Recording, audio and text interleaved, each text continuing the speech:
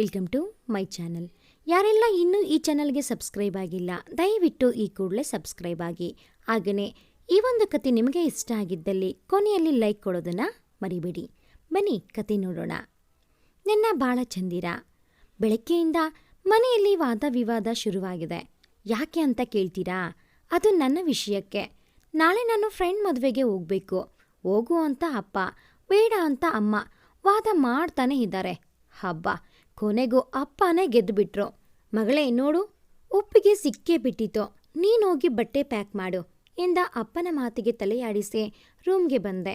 ಎಲ್ಲರ ಮನೆಯಲ್ಲೂ ಅಪ್ಪ ಸ್ಟ್ರಿಕ್ಟ್ ಆಗಿದ್ದರೆ ನಮ್ಮ ಮನೆಯಲ್ಲಿ ಉಲ್ಟಾ ಕೇಸು. ಅಪ್ಪ ತುಂಬ ಫ್ರೆಂಡ್ಲಿ, ಅಮ್ಮ ಸಿಕ್ಕಾಪಟ್ಟೆ ಸ್ಟ್ರಿಕ್ಟು. ಅಪ್ಪನೇ ನನ್ನ ಬೆಸ್ಟ್ ಫ್ರೆಂಡ್. ನನ್ನ ಫ್ರೆಂಡ್ ಮದುವೆ ಇರೋದು ನಾಡಿದ್ದು. 2 ದಿನ ಮುಂಚೆ ಹೋಗ್ತಾ ಇದ್ದೀನಿ.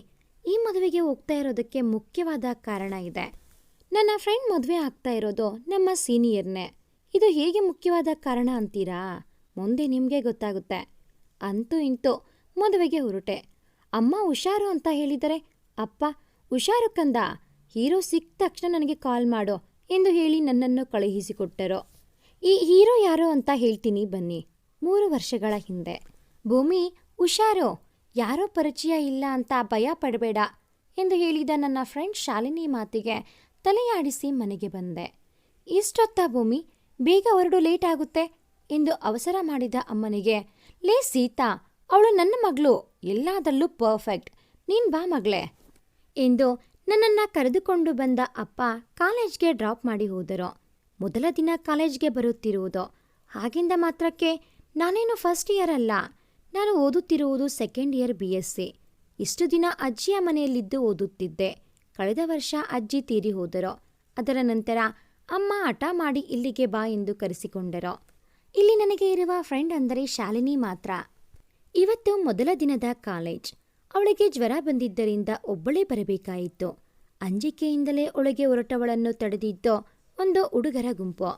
ನನ್ನ ಬಾಯಲ್ಲಿ ಎಂದು ಕರೆದರು.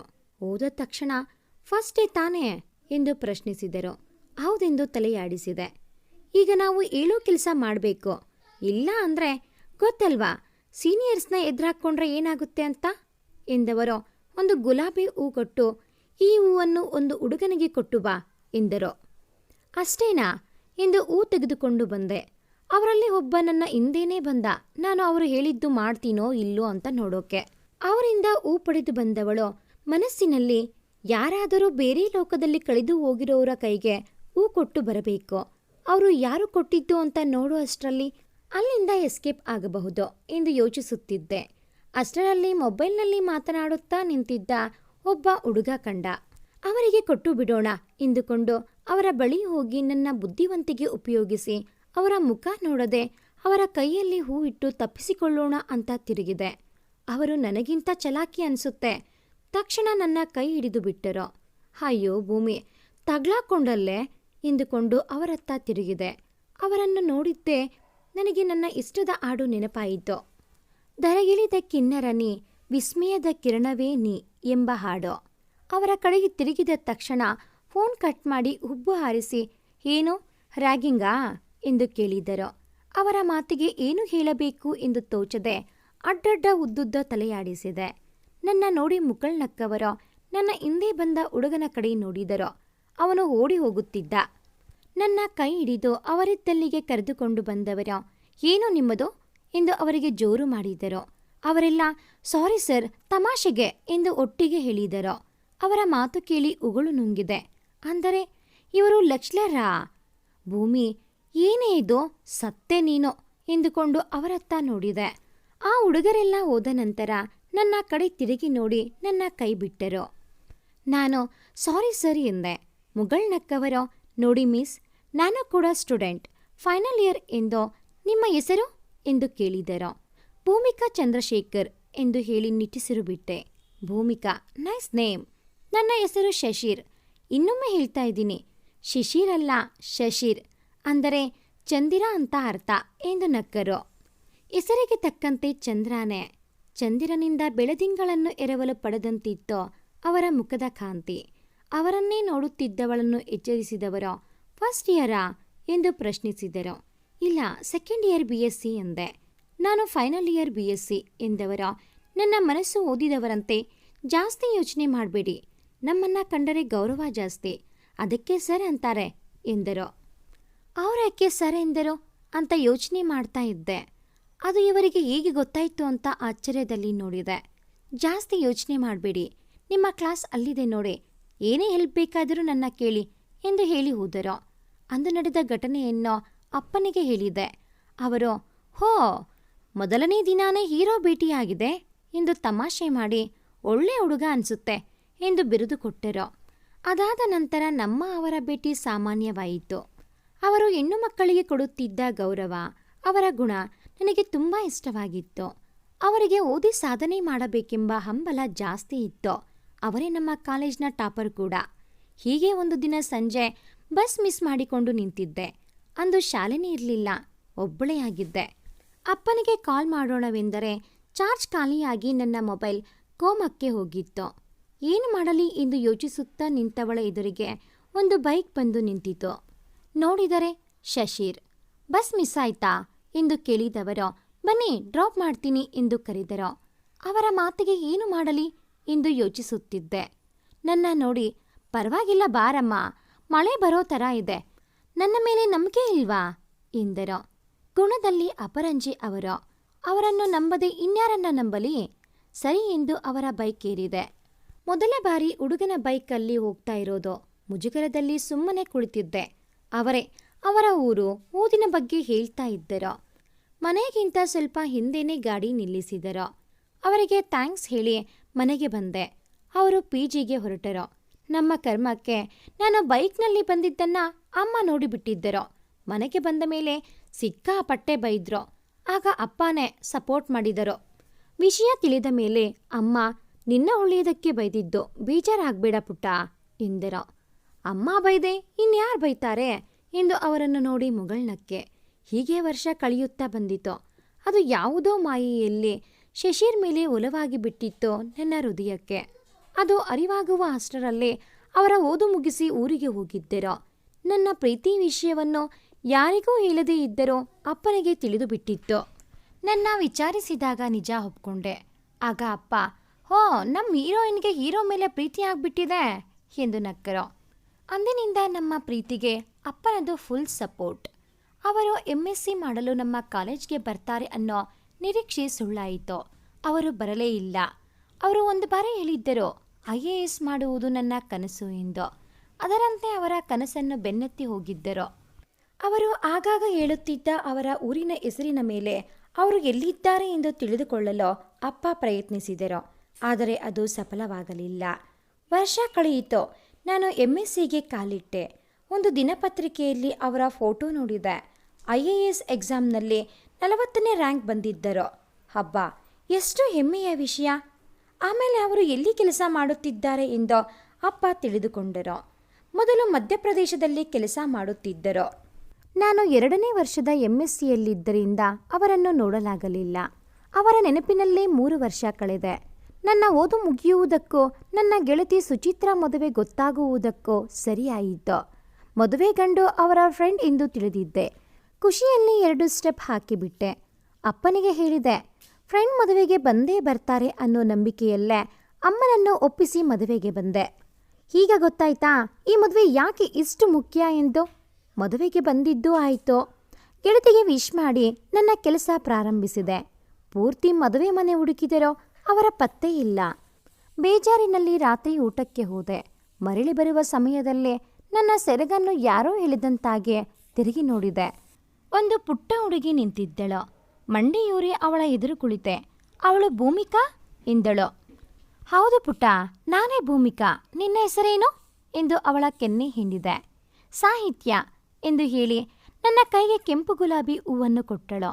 ನನಗ ತುಂಬ ಚೆನ್ನಾಗಿದೆ, ನಿನ್ನ ಹಾಗೆ ಎಂದು ಅವಳ ಕೆನ್ನೆಗೆ ಮುತ್ತಿಟ್ಟೆ. ಪ್ರಿನ್ಸ್ ಕೊಟ್ಟಿದ್ದು ಎಂದು ಹೇಳಿ ನನ್ನ ಕೆನ್ನೆಗೆ ಮುತ್ತಿಟ್ಟು ಓಡಿ ಹೋದಳು. ಯಾರಪ್ಪ ಅದು ಎಂದುಕೊಂಡು ಮುಂದೆ ಹೋದೆ. ದೂರದಲ್ಲಿ ಶಶೀರ್ ಅವರನ್ನು ನೋಡಿದ ಹಾಗಾಯಿತು. ಮುಂದೆ ಬಂದು ನೋಡಿದರೆ ಅವರು ಇರಲಿಲ್ಲ. ಅಪ್ಪನಿಗೆ ಫೋನ್ ಮಾಡಿದೆ, ಅವರನ್ನು ನೋಡಿದೆ ಎಂದು. ಅಪ್ಪ ಹುಡುಗಿ ಪ್ರಪೋಸ್ ಮಾಡು ಕಂದ ಎಂದರು. ನಾನಾ ಅಪ್ಪ ಎಂದೆ. ಇಲ್ಲ, ನಾನು ಬರ್ತೀನಿ ಎಂದರು. ಅಪ್ಪನ ಮಾತಿಗೆ ಒಪ್ಪಿ ಅವರನ್ನು ಹುಡುಕಿ ಹೊರಟೆ. ಆಗಲೇ ಸಿಕ್ಕಿದ್ದ ಪುಟಾಣಿ ಸಾಹಿತ್ಯ ಸಿಕ್ಕೋ ಮತ್ತೆ ಹೂ ಕೊಟ್ಟಳು. ಈ ಬಾರಿ ಅವಳನ್ನು ಎತ್ತಿಕೊಂಡು, ಯಾರು ಕೊಟ್ಟಿದ್ದು ಪುಟ್ಟ ಎಂದೆ. ಪ್ರಿನ್ಸ್ ಎಂದಳು. ನಾನು ಯಾರು ಎಂದು ಕೇಳಿದೆ. ದಟ್ಟಿ ಗೊತ್ತಿಲ್ವಾ? ಪ್ರಿನ್ಸ್ ಅಂದರೆ ರಾಜಕುಮಾರ ಎಂದಳು. ಅವಳ ಮಾತಿಗೆ ನಕ್ಕು, ಎಲ್ಲಿದ್ದಾರೆ ಎಂದೆ. ಅವಳು ಕರೆದುಕೊಂಡು ಹೋದಳು. ಅಲ್ಲೇ ಇದ್ದಿದ್ದು ನನ್ನ ರಾಜಕುಮಾರ. ನನ್ನ ಬಳಿ ಬಂದು ನನ್ನ ನೋಡಿ ಮುಗಳ್ನಕ್ಕರು. ಖುಷಿಗೆ ಮಾತೇ ಬರುತ್ತಿಲ್ಲ ನನಗೆ. ಅವರೇ, ಏನಮ್ಮ 3 ವರ್ಷದಿಂದ ನನ್ನ ಹುಡುಕಿ ಈಗ ಎದುರಿಗೆ ಬಂದರೆ ಮಾತಾಡಲ್ವಾ ಎಂದರು. ನಾನು ಮಾತನಾಡದಿದ್ದಾಗ ಅವರೇ ಮುಂದುವರೆದು, ಮದುವೆಯಾಗಿ ಬಿಡೋಣ್ವಾ ಎಂದರು. ಆಶ್ಚರ್ಯದಲ್ಲಿ ಏನು ಎಂದೆ. ನಿನ್ನ ನೋಡಿದ ಮೊದಲ ದಿನವೇ ನಿನ್ನ ಮೇಲೆ ಪ್ರೀತಿಯಾಗಿತ್ತು. ಪ್ರೀತಿ ಮಾಡುವುದು ದೊಡ್ಡ ವಿಷಯವಲ್ಲ, ಅದನ್ನು ಉಳಿಸಿಕೊಳ್ಳುವುದು ಮುಖ್ಯ. ನನ್ನ ಪ್ರೀತಿ ಗೆಲ್ಲಬೇಕು ಎಂದರೆ ಮೊದಲು ನಾನು ನನ್ನ ಗುರಿ ತಲುಪಬೇಕಿತ್ತು. ಅದಕ್ಕೆ ಅದರ ಕಡೆ ಗಮನ ವಹಿಸಿದೆ. ಆಗಲೇ ನಿನಗೂ ನನ್ನ ಮೇಲೆ ಪ್ರೀತಿ ಇದೆ ಎಂದು ತಿಳಿಯಿತು. ನೀನು ನನ್ನ ಹುಡುಕಿದ್ದು ಎಲ್ಲ ನನಗೆ ತಿಳಿದಿತ್ತು. ಮೊದಲು ನಿನ್ನ ಓದು ಮುಗಿಯಲಿ ಎಂದು ಕಾಯುತ್ತಿದ್ದೆ ಎಂದವರು ನನ್ನ ಎದುರು ಮಂಡಿಯೂರಿ ಕುಳಿತು, ಭೂಮಿಕಾ ಎಂದರೆ ಭೂಮಿ, ಶಶಿರೆಂದರೆ ಚಂದ್ರ.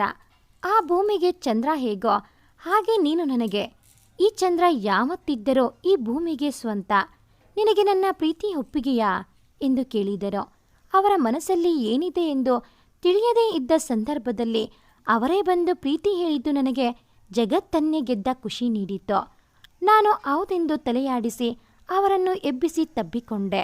ಅಷ್ಟರಲ್ಲಿ ಓ ಎಂದು ಕಿರ್ಚಿದ ಸದ್ದಿಗೆ ದೂರ ಸರಿದೆ. ನಮ್ಮಿಂದ ಸ್ವಲ್ಪ ದೂರದಲ್ಲಿ ಅವರ ಕುಟುಂಬದವರು ನಿಂತಿದ್ದರು.